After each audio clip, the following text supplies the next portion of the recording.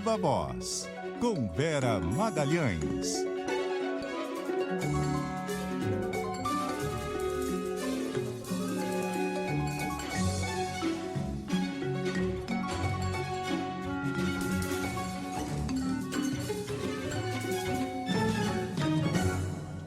Vera Magalhães, boa noite, tudo bem? Oi, Carol, boa noite para você e para o Fernando, boa noite para todo mundo que nos ouve e nos assiste. Estou aqui naquela recepção da CBN-BH que você conhece muito bem, viu, Vera?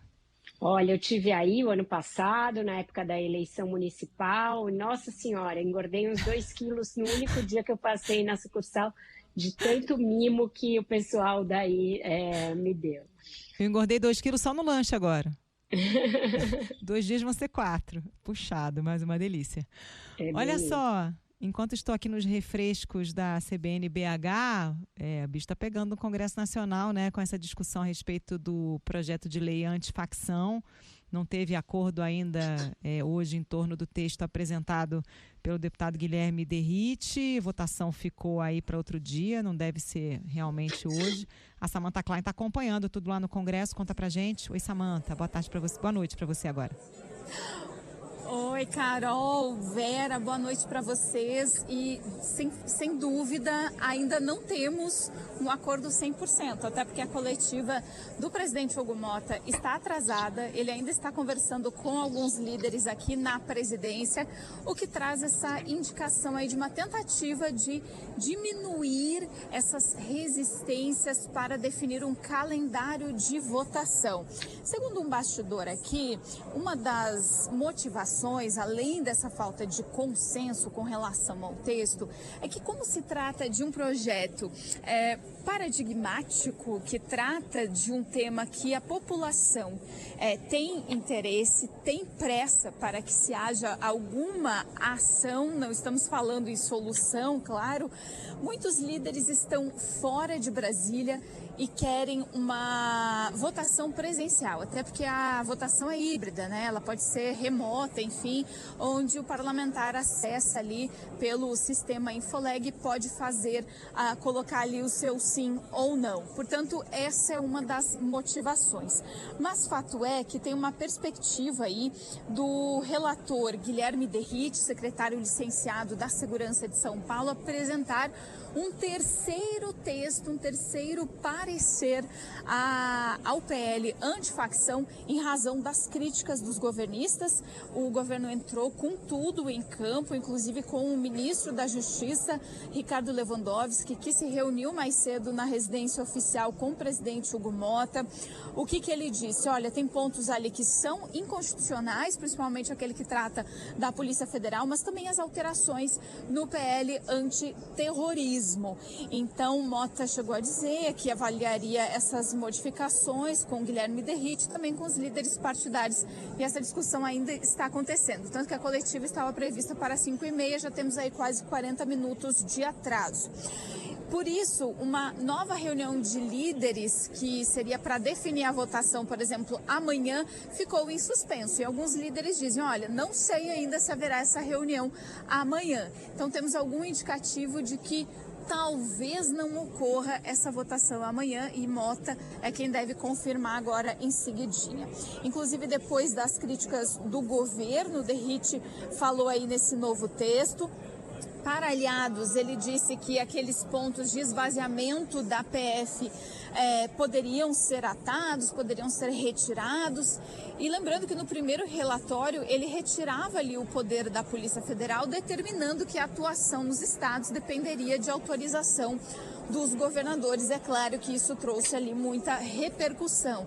É considerado um tiro no pé por vários aliados ali do governo. Mais cedo, Motta também chegou a dizer, ele foi questionado depois da reunião de líderes, falando sobre a autonomia da Polícia Federal, considerando que isso é algo inegociável. Com vocês.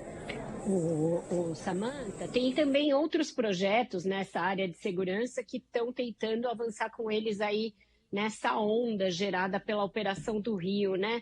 Para esses, tem alguma perspectiva?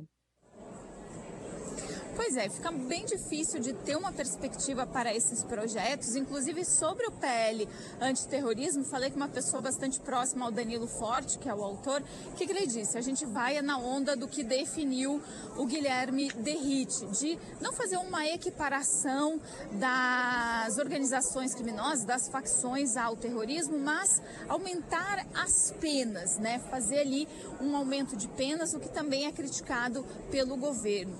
Ao mesmo tempo, a CPI do crime organizado, lá do outro lado, né, no tapete azul, no Senado, vai avançando aos poucos. Por exemplo, na semana que vem, tem a previsão do diretor-geral da Polícia Federal, Andrei Rodrigues, prestar depoimento. Então, isso já está aqui acordado.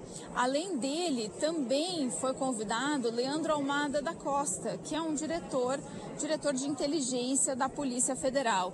Já na outra semana tem previsão ainda do promotor Lincoln Gakia, que é bastante conhecido aí nesse combate às organizações criminosas, e também Antônio Glauter Moraes, diretor de inteligência da Senapen, que é a Secretaria Nacional de Políticas Penais.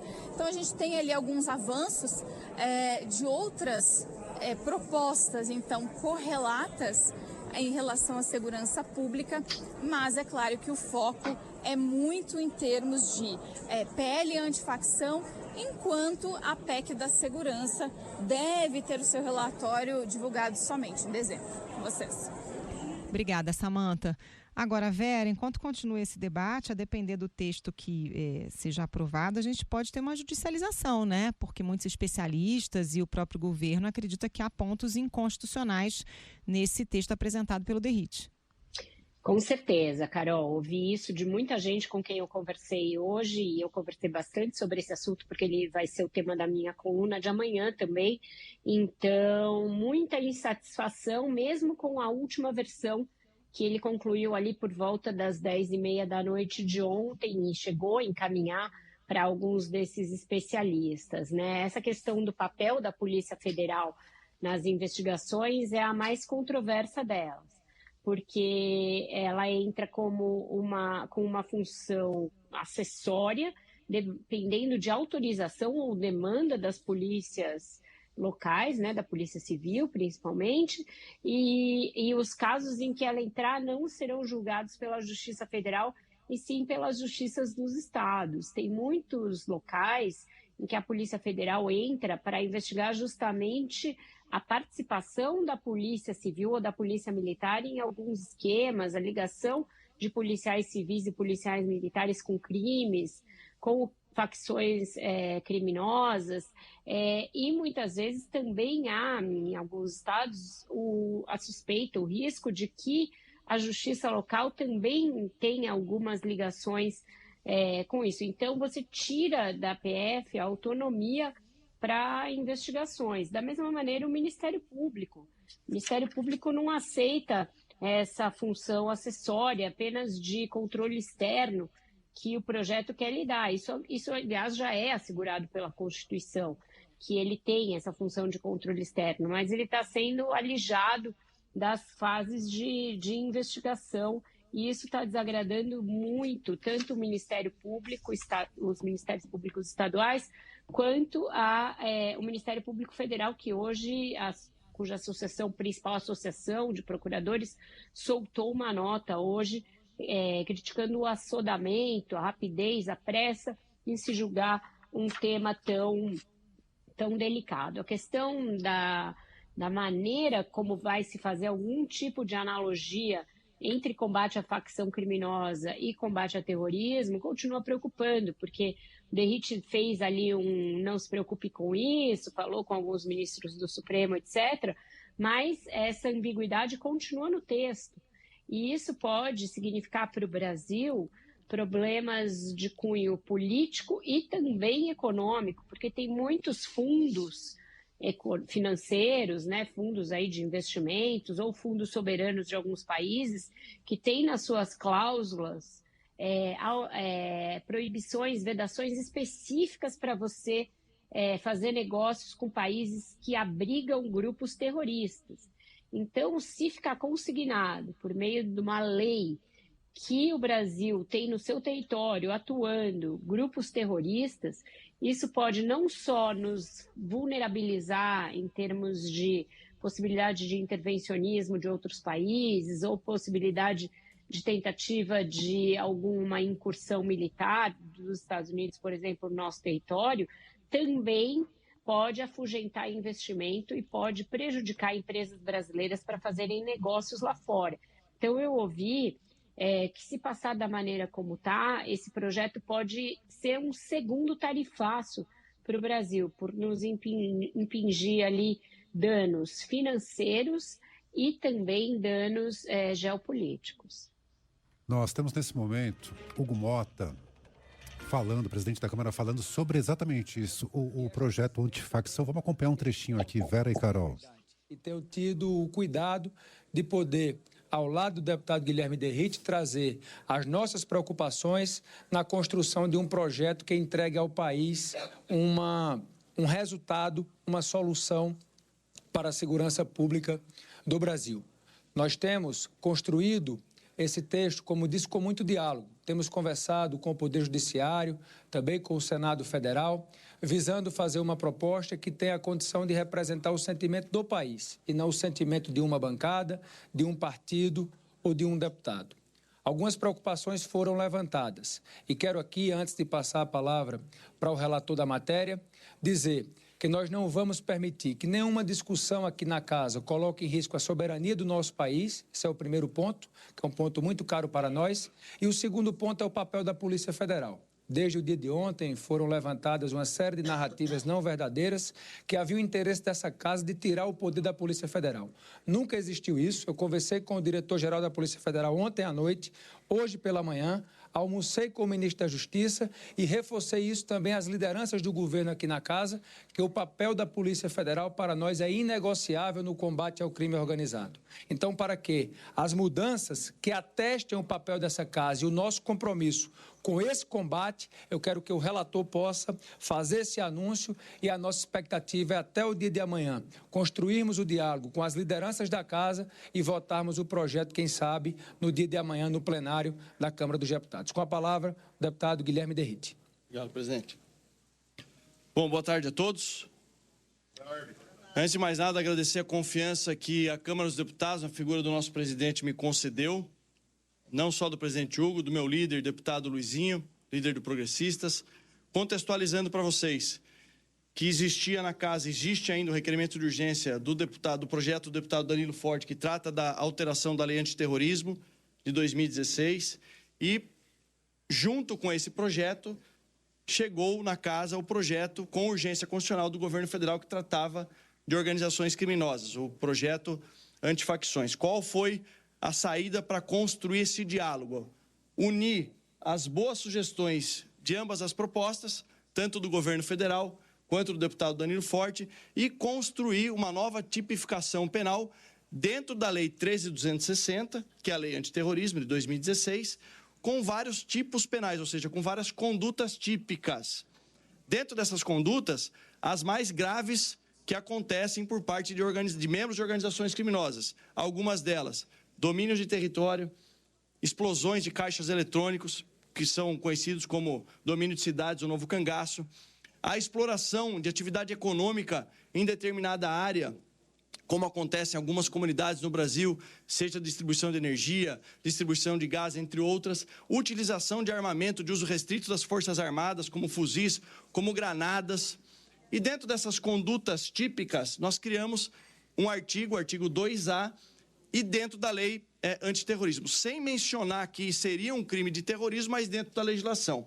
Qual que era o nosso objetivo? Prestigiar o trabalho do deputado Danilo Forte e trazer boas iniciativas que vieram do governo. Quais eu poderia destacar? Descapitalização de bens de empresas e a criação de um banco nacional de membros de organizações criminosas, que veio no texto, mas não veio a maneira como ele deveria ser feito, nem prazo. Dentro desse contexto, isso foi posto nesses novos tipos penais e passamos a realizar as discussões.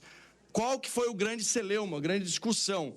Como a Lei Antiterrorismo de 2016 é de competência exclusiva da Justiça Federal, ou seja, da Polícia Federal realizar a investigação, eu tive que colocar nesses novos tipos penais praticados por membros de organizações criminosas, que já acontecem, infelizmente, diariamente, em todos os estados, uma ressalva, que mantinha-se a competência da Justiça Estadual, das polícias estaduais e dos membros e dos Ministérios Públicos estaduais na figura dos GAECos. Ou seja, explosão de caixa eletrônico, quando acontece hoje em qualquer canto do país, é a Polícia Estadual que faz a investigação.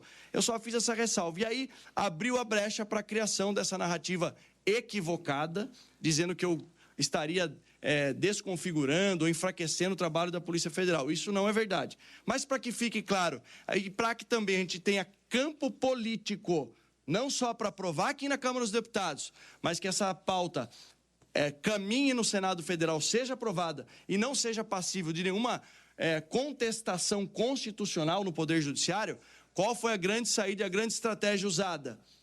Se o problema está no conflito de competência da Polícia Federal e, eventualmente, numa discussão da soberania nacional, a gente está discutindo, não estamos discutindo o que mais interessa. O que mais interessa para quem está lá, sofrendo as mazelas da atuação do crime organizado, é o domínio do território, é a falta de poder que hoje o Estado e a nossa legislação tem de punir adequadamente, em especial, membros de organizações criminosas e líderes de organizações criminosas. Por isso, nós vamos manter um texto duro, isso eu não abro mão, desse marco legal do combate ao crime organizado. Enquanto a lei de terrorismo continua do jeito que está, com uma previsão de 12 a 30 anos de prisão, no marco legal do combate ao crime organizado, as penas vão de 20 a 40 anos de prisão para membros de organizações criminosas. A gente não só cria, como estava prevista a sugestão do governo federal, um banco nacional de membros de organizações criminosas, como a gente dá um prazo para que isso esteja pronto, em 6 meses, 180 dias, e também determina que os estados criem, além de dos estados criarem os bancos estaduais de membros de organizações criminosas, que eles tenham interoperabilidade pelo sistema de inteligência das forças policiais. O que isso significa? Livre comunicação do sistema de inteligência das polícias, é a integração do serviço de inteligência das polícias no combate ao crime organizado, porque o PCC, o Comando Vermelho e outras organizações criminosas não atuam única e exclusivamente em um estado, estão em vários estados da federação. Posto isso, alguns outros avanços. Líderes de organizações criminosas que praticarem esses novos tipos penais previstos vão cumprir pena direto no sistema penal federal, onde ele não vai ter acesso à visita íntima, os seus dependentes não terão direito ao auxílio-reclusão e todas as comunicações desses líderes dessas organizações criminosas serão monitoradas, gravadas, inclusive com seus advogados. Busca-se, nesse contexto, desarticular as principais lideranças do crime organizado no Brasil e daí a sua articulação quando presos. Outro ponto importantíssimo desse novo tipo penal, regime de cumprimento de pena da Lei de Crimes Hediondos, que hoje, são os crimes mais graves, cumpre-se 40% no regime fechado, nós estamos aumentando para no mínimo 70% do cumprimento de pena no regime fechado, podendo chegar a 85% do cumprimento de pena se ele for líder, reincidente ou se ocasionar morte ou for realizado contra criança, idoso, membros e profissionais de segurança pública ou pessoa com deficiência. Todos esses avanços postos, eles já estão previstos no tipo penal. Qual foi a saída estratégica, inteligente, proposta aqui e trabalhada com o presidente Hugo? Tiramos de dentro da 13.260, apresentamos uma lei específica, uma lei ordinária, uma inovação legislativa chamada Marco Legal do Combate ao Crime Organizado no Brasil. E esse novo marco legal, esse Marco Legal do Combate ao Crime Organizado no Brasil, vai punir adequadamente, vai isolar lideranças, vai garantir um encarecimento do custo do crime no regime do cumprimento de pena, que é o maior problema do Brasil, quando se fala em impunidade, em reincidência. Nós temos vários casos de criminosos que foram presos 15, 30 vezes por crimes graves, como crime de roubo. Isso tende... Bom, então você está acompanhando o deputado Guilherme Derrite, relator do projeto que fala sobre facções. E aí, Vera, bom, essa nova tipificação penal que ele fala tem uma relação muito estreita ali com o terrorismo, parece ser uma roupagem nova para o crime que já é de terrorismo. E também quando fala que integração, agora fala integração, né? Porque antes estava colocando a PF como acessório, né? Ele vai apresentar ainda o que vai ser uma terceira versão do projeto, Fernando, e aí a gente vai entender em que pontos ele cedeu direito, porque ele, na entrevista que a gente ouviu agora, começa falando que ele tentou fazer uma homenagem ao deputado Danilo Fortes, que tinha apresentado uma mudança na lei de antiterrorismo e que ia colocar as mudanças dele, juntando com as do governo, dentro da lei antiterrorismo. Mas agora, lá do meio para o final da entrevista, ele fala, não, mas decidimos fazer uma inovação legislativa que nós vamos chamar de Marco Legal do Combate ao Crime Organizado. Então, eu estou entendendo que vai ser um outro projeto e que não vai ser mais dentro da lei antiterrorismo. Isso era uma das grandes queixas, por exemplo, do promotor Lincoln Gakia, da Polícia Federal, ele estar fazendo as mudanças dentro da lei antiterrorismo. Então, uma outra tipificação e deixa o terrorismo quieto lá no lado, isso aí pode ajudar a criar um consenso. A outra coisa é que ele está dizendo que era errada a interpretação que havia sobre a perda de atribuições da PF, mas que, para não criar nenhuma celeuma, para não criar nenhuma confusão, ele aceita revisar esse trecho e mexer no texto. Então, se ele resolver essas duas coisas, que eram justamente as duas coisas que eu falava agora há pouco, que estavam impedindo um apoio mais amplo ao projeto, aí eu acredito que possa haver um acordo. E aí o governo também pode acabar aceitando o projeto dele. Ele está querendo claramente disputar a autoria do projeto com o governo, porque já havia um projeto antifacção mandado pelo governo, que é em cima do qual o segundo parecer dele começou a ser dado, mas aí ele disse que, enfim, que havia já outras propostas na classe que ele quis homenagear, quis contemplar, e aí ele fez aquela miscelânea que não agradou a ninguém.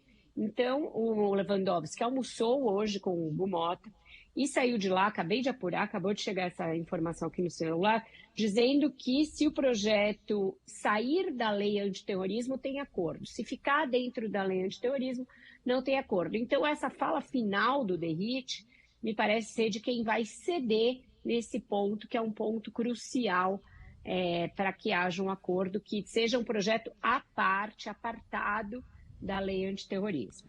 Agora, Vera, eu sei que a gente tem que fazer o break, mas o outro ponto crucial que era em relação à Polícia Federal, tanto ele quanto o Hugo Mota disseram que não há interesse em retirar poderes da PF, mas não explicaram como é que vai ficar o texto, né? Porque a primeira versão era de que a Polícia Federal só poderia agir se houvesse um pedido dos estados.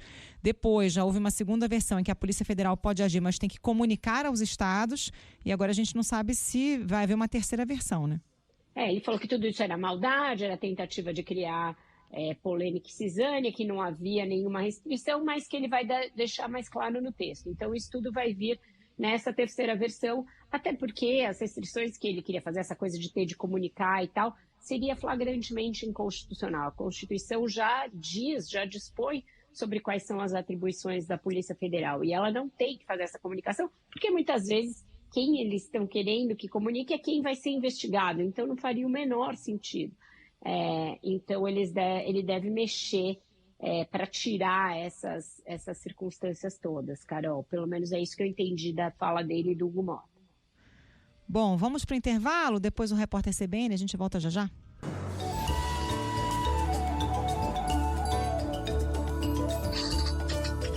E a gente volta com informações sobre a COP30 aqui dentro do Viva Voz. A Nicole Gomes está em Belém com um resumo aí desse dia, segundo dia, né, oficial da COP30. Oi, Nicole. Oi, Carol. Boa noite para todo mundo. Boa tarde, na verdade. Hoje, no início da tarde, o presidente da COP, André Corrêa do Lago, recebeu uma carta escrita coletivamente por indígenas, ribeirinhos e quilombolas com reivindicações e propostas para o enfrentamento da crise climática. Essa entrega aconteceu bem nos corredores do evento e foi feita pela quilombola e superintendente-geral adjunto da Fundação Amazônia Sustentável, Valcléia Lima, em nome dos Guardiões da Floresta. O documento, nomeado como Carta da Aliança dos Povos Guardiões regiões da Amazônia, contém 3 páginas e reúne propostas justamente com as demandas, né, dos quilombolas, ribeirinhos e indígenas. Eles pedem o seguinte: reconhecimento e garantia dos territórios, valorização dos saberes ancestrais, justiça climática, enfrentamento ao racismo ambiental, gestão e financiamento direto na base, colocando os povos da Amazônia como protagonistas e não apenas beneficiários. O documento foi escrito por mais de 70 líderes comunitários na Amazônia e o presidente da COP, André Corrêa do Lago, disse que a carta é uma grande contribuição para a Conferência do Clima de 2025. A Amazônia é uma das raras regiões do Brasil que ainda está com um bônus demográfico. É uma região onde ainda há muitos jovens e onde há uma grande falha, né, de acesso à educação, à cultura e a empregos para os jovens. Então, saiba que nós sabemos que já é uma crise, já há uma crise com relação aos jovens na Amazônia e eu fico muito feliz de receber isso, que é, de novo, as pessoas contando o que precisam elas próprias e não o resto, né, todos os outros decidindo por elas.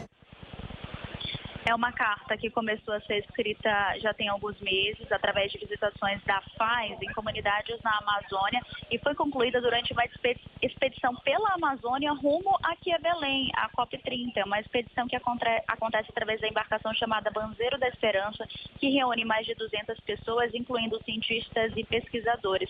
A construção desse documento passou por algumas etapas também, onde o grupo, né, precisou responder algumas perguntas em coletivo, como, por exemplo, o que eu penso sobre a COP30, como eu gostaria de ser visto pelo mundo e como os nossos saberes ancestrais são as respostas para a crise climática. Agora que a carta foi entregue, essa embarcação que trouxe, portanto, essas lideranças comunitárias deve permanecer na COP até o fim da Conferência do Clima, através também promovendo alguns eventos paralelos em relação à COP30. A gente segue por aqui nessa cobertura para entender como que essa carta pode ter influência nas tomadas de decisões da conferência. Carol.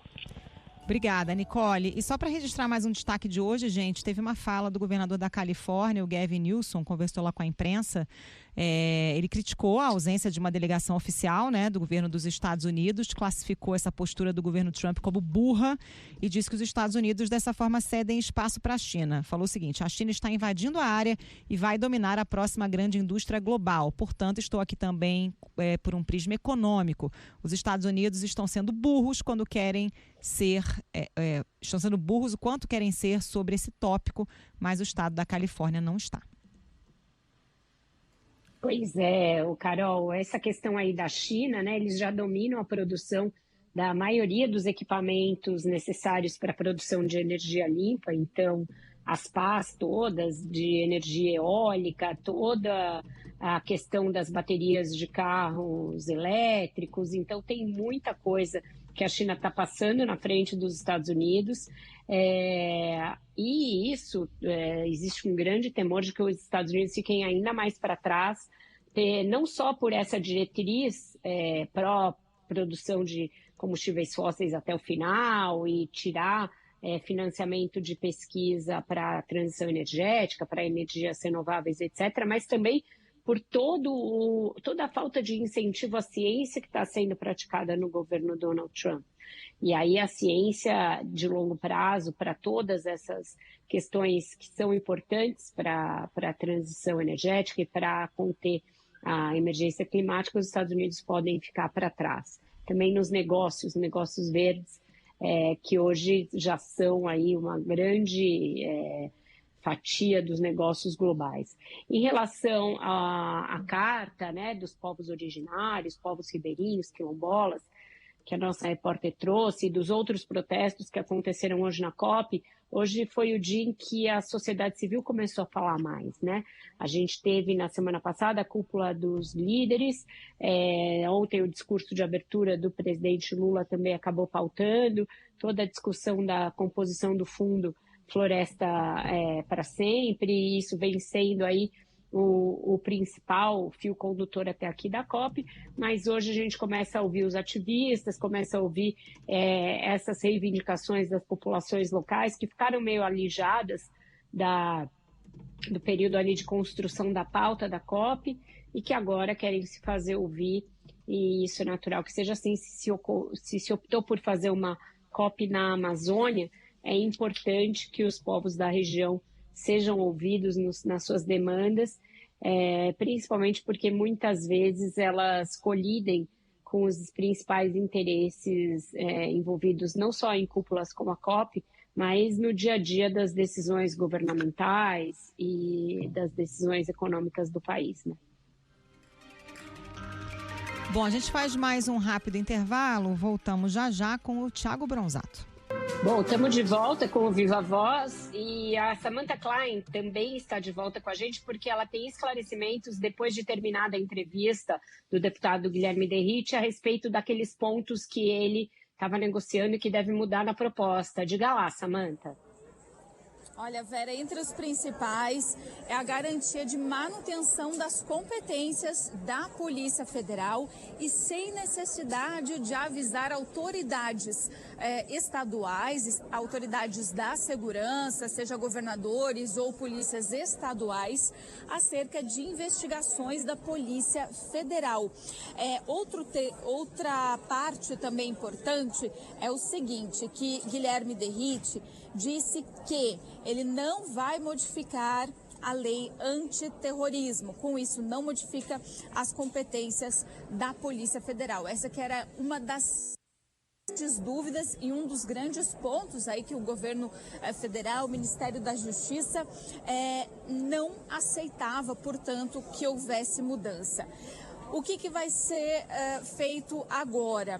Derrite vai aproveitar o texto básico do governo federal que tramita em urgência, ou seja, ele modifica ali, mas não vai precisar que seja votado um requerimento de urgência. Então, esse texto pode ir a plenário já amanhã e essa é a estimativa do presidente da Casa, Hugo Mota. Portanto, a ideia é aumentar as penas para quem for integrante de facção. Não vai se fazer uma equiparação desses crimes, né? Por exemplo, equiparar a facção criminosa a um grupo terrorista. Então, se aumenta as penas, não se mexe na lei antiterrorismo, aquela 13.260, que foi criada lá na época da Copa do Mundo. Não se mexe nas competências da Polícia Federal e também não se informa as autoridades da segurança sobre investigações de competência da Polícia Federal. Vera. Obrigada, Samantha, pelas suas informações. E esse é justamente um dos assuntos que a gente vai discutir hoje com o Thiago Bronzato, diretor da sucursal do Globo em Brasília, que já está na ponta da linha com a gente. Boa noite, Thiago. Boa noite, Vera. Boa noite, Carol. Boa noite, Fernando. Boa noite aos ouvintes. Boa noite. Thiago, esse assunto virou uma grande celeuma, porque o Derrite se licenciou da secretaria aqui em São Paulo, foi para Brasília para relatar esses projetos. O governo já não gostou da escolha do relator, aí gostou menos ainda das opções que ele fez no texto e aos poucos vai tentando ajustar isso. Ficou um desgaste para o presidente da Câmara, Hugo Mota. O que ele pretendeu com essa escolha e quanto que ele está tentando fazer com que haja um acordo aí para que isso seja votado? Pois é, Vera. Acho que para entender o que está acontecendo nessa disputa em torno do projeto da lei antifacção que você mencionou, a gente precisa imaginar uma cena. Imagina só o Planalto numa partida de futebol, driblando um zagueiro, driblando o segundo, dribla o goleiro, mas aí vem o presidente da Câmara, ele entra em campo, pega a bola na mão e joga nos pés da oposição para fazer o gol. E aí o governo contrariado, ele corre para o VAR e tenta anular o gol. É mais ou menos assim que está acontecendo aqui em Brasília, porque o governo ele concebeu a ideia da lei antifacção, né? Que foi ali durante mais de um ano trabalhada no Ministério da Justiça, e depois de uma ampla discussão, idas e vindas, rusgas internas no governo e tal, o projeto acabou avançando. principalmente porque teve uma urgência que se impôs ali o governo, que foi a mega operação deflagrada pelas polícias militares civis do Rio de Janeiro nos complexos do Alemão e da Penha, que acabou caindo no colo do governo também, gerando uma crise aí de segurança pública do país. E aí o governo Lula tentou responder e mandou esse projeto para o Congresso, né? E parecia uma vitória do governo Lula, que estava tomando uma iniciativa de pautar um tema importantíssimo aí para o combate às organizações criminosas, mas só parecia, porque aí o presidente da Câmara, Hugo Mota, que vive uma relação entre lá e cá, né, uma relação pendular ali entre os governistas e os oposicionistas, pegou a bola na mão e ofereceu para o governador de São Paulo, Tarcísio de Freitas, né? Ou seja, ele pegou a relatoria da lei antifacção e deu para o secretário de Segurança Pública de São Paulo, Guilherme Derrite, relatar o caso.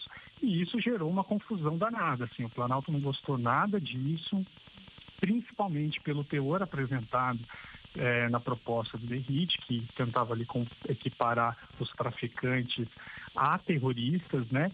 E aí, sobretudo, esvaziando o poder da Polícia Federal. Isso gerou uma confusão danada e o Derrite teve que apresentar a segunda versão do texto e agora está apresentando uma terceira versão do texto, porque começou a pegar muito mal, o governo começou a fazer uma campanha nas redes, né, contra esse texto, e o Hugo Mota, com medo de ficar desgastado, assim como ele ficou na PEC da blindagem, ele recuou e fez uma coletiva para esclarecer que ia tentar chegar num ponto de convergência. Mas até aí o estrago já está feito.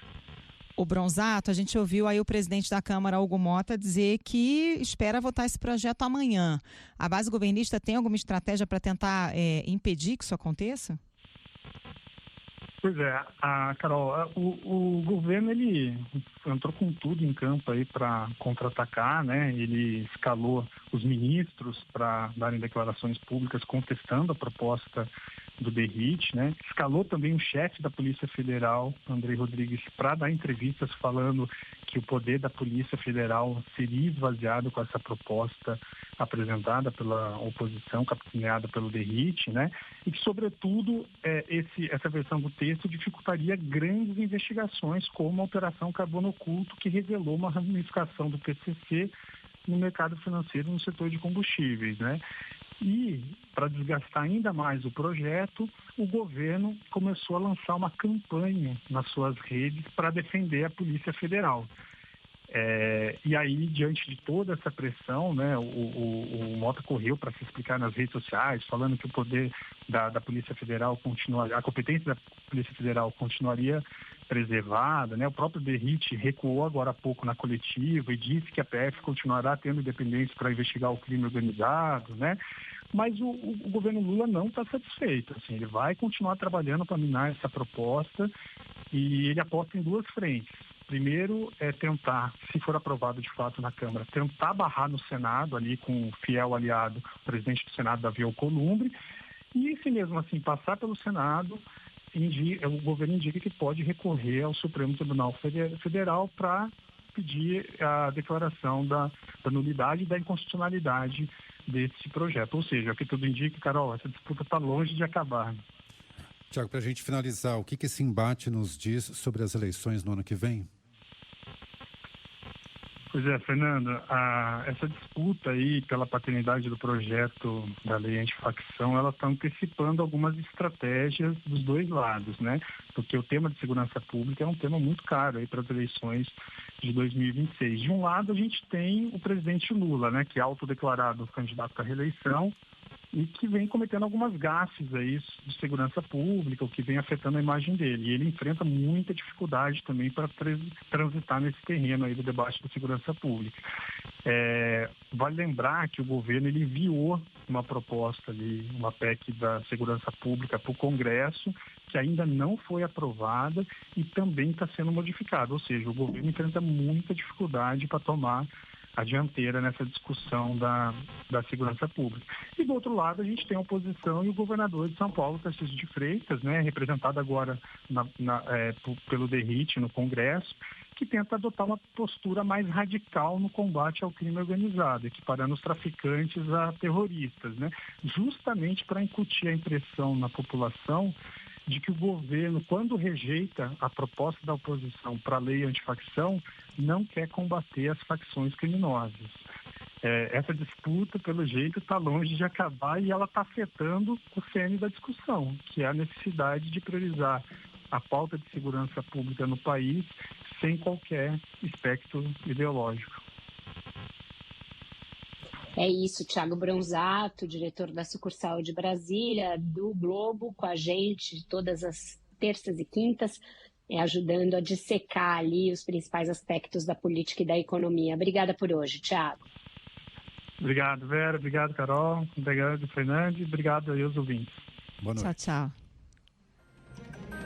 A gente tem informação agora com a Isa Staciarini em Brasília. Oi, Isa.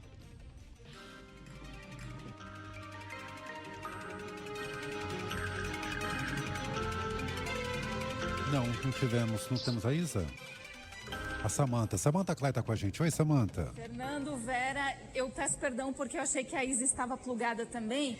Olha, antes de falar sobre o Vale Alimentação, só quero dar um bastidorzinho, porque o líder do governo aqui na Câmara, José Guimarães, disse que vai falar em seguida com a imprensa. Abordei ele, não, vamos falar ali a palavrinha do governo, a avaliação do governo, e ele me disse assim, não, deixa eu falar com o presidente antes sobre isso, antes de eu fazer o meu pronunciamento.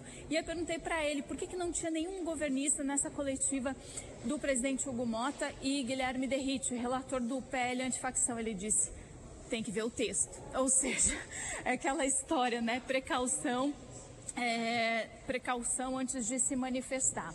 E aí, sobre a questão do Vale Alimentação e do Vale Refeição, manifestação aí do presidente Lula mais cedo, numa cerimônia fechada, ele regulamentou, então, novas regras para este benefício do trabalhador. O que vai acontecer? Vai ser publicado aí no Diário Oficial da União um novo teto de 3,6% para o que é cobrado pelas empresas desses benefícios de restaurantes, outros estabelecimentos, como supermercados, por exemplo, e também um prazo máximo de 15 dias para o repasse dos pagamentos. Vale lembrar que hoje as taxas e os prazos não são regulamentados no que é chamado de Programa de Alimentação do Trabalhador. E, claro, também haverá um período ali de transição para que as empresas se adaptem. Nas redes sociais, o presidente disse que esse decreto acaba com o oligopólio de apenas algumas empresas de vale-refeição dos trabalhadores. E aí temos, por exemplo, Sodexo, Ticket, Alelo, VR, que respondem por 80% desse mercado. E claro, com essa abertura aí do mercado, a gente tem outras empresas que vão poder concorrer no mercado de Vale Alimentação e Vale Refeição. Com vocês. Bom, tá certo. Obrigado, Samantha Klein, com informações em Brasília. Bom, sobre o projeto antifacção, então, fica agora a expectativa, né, Carol e Vera, do texto. É isso, todo mundo quer ver o texto, né? Porque até agora já teve 3 versões de um texto que quase ninguém leu. Eu li hoje porque fiz questão de falar com o ouvinte, pelo amor de Deus, me passem o texto, porque até então era uma discussão sobre hipóteses e sobre conjecturas. O importante, o principal, é essa coisa de tirar da lei antiterrorismo. Então, com isso, eu acho que pode-se construir algum acordo. Fernando e Carol, em relação a esse projeto dos vales refeições, aí dos tickets, ele se insere mais ou menos na mesma lógica de toda essa discussão sobre segurança, eleição na veia, o Lula tentando ampliar o leque de público para o qual o governo já fez algum benefício, já fez algum gesto, na expectativa de que isso se reverta em votos na eleição do ano que vem. Vera, obrigada por hoje, hein? Boa noite para você. Até amanhã. Para vocês também, uma ótima noite. Até amanhã. Tchau, Até amanhã.